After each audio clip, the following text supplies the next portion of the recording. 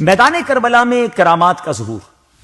اللہ کریم نے امام علی مقام امام حسین رضی اللہ تعالیٰ عنہ کو بے شمار کرامات سے نوازا تھا، جن کا ظہور میدان کربلا میں بھی ہوا۔ کربلا کے میدان میں ایک موقع پر جب امام علی مقام رضی اللہ تعالیٰ عنہ مسلمانوں کے درمیان خطبہ ارشاد فرما رہے تھے، تو اسی دوران بد زبان یزیدی مالک بن عروہ نے خیموں کی حفاظت کے لیے خندق میں لگائی گئی آگ کو دیکھ کر کہا، اے حسین، آپ نے دوزخ کی آگ سے پہلے یہی آگ لگا لی، معاذ اللہ۔ امام حسین رضی اللہ تعالیٰ عنہ نے اس بدبخت کو جواب دیتے ہوئے فرمایا، کذبت یا عدو اللہ، اے خدا کے دشمن، تو جھوٹا ہے، تجھے یہ گمان ہے کہ میں دوزخ میں جاؤں گا اور تو جنت میں جائے گا۔ مسلمانوں کی صف میں سے حضرت مسلم بن اوسجہ رضی اللہ تعالیٰ عنہ کو مالک بن عروہ کی کلمات بہت ناپسند لگے، تو انہوں نے امام علی مقام سے اس بد زبان کے منہ پر تیر مارنے کی اجازت طلب کی، جس پر آپ نے انہیں یہ کہہ کر خاموش کر دیا کہ میری طرف سے جنگ کی ابتدا نہیں کی جائے۔ ناظرین غور کریں، اتنی بڑی بدبختی، اتنی بڑی جو ہے معاذ اللہ گستاخی کی گئی، مگر آپ نہیں چاہتے تھے کہ آپ کی طرف سے انیشیٹ لیا جائے، جنگ آپ کی طرف سے شروع۔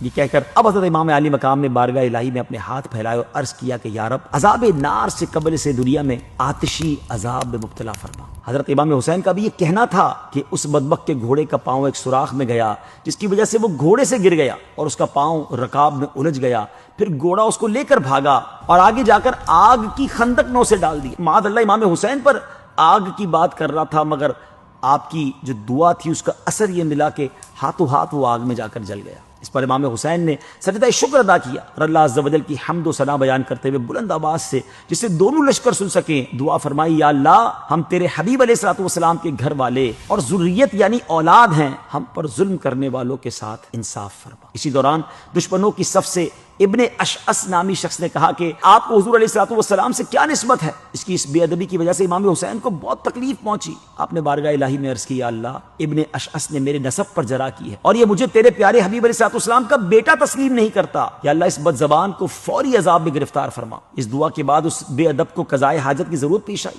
وہ گھوڑے سے اتر کر ایک طرف بھاگا کہ کسی جگہ جا کر قضائے حاجت کرے، اپنے لباس کو اتارا تو ایک سیاہ بچھو نے اس کی شرمگاہ میں ڈنک مارا، اسی حالت میں نجاست آلود زمین پر گرا اور اس کی جان نکل گئی۔ ناظرین، واقعات سے معلوم ہوتا ہے کہ آل رسول اللہ کی بارگاہ میں کس قدر قدر و منزلت والے ہیں۔ صرف دعا مانگنے کی دیر ہوتی تھی اور دشمنان آل رسول چدی لبوں میں موت کی گھاٹ اتر جاتے تھے۔ اللہ پاک ہمیں بھی آل رسول کا ادب و احترام کرنے اور ان کی طرح دین اسلام کی خاطر اپنا سب کچھ قربان کرنے کا جذبہ عطا فرمائے۔ آل رسول کی کیا بات ہے! آج کے دور میں بھی اگر سید صاحبان آپ کے قریب ہیں، ادب کیجئے، دعائیں لیجئے۔ کیوں؟ اعلیٰ حضرت لکھتے ہیں نا، تیری نسل پاک میں ہے بچہ بچہ نور کا، تو ہے عین نور، تیرا سب گھرانہ نور کا۔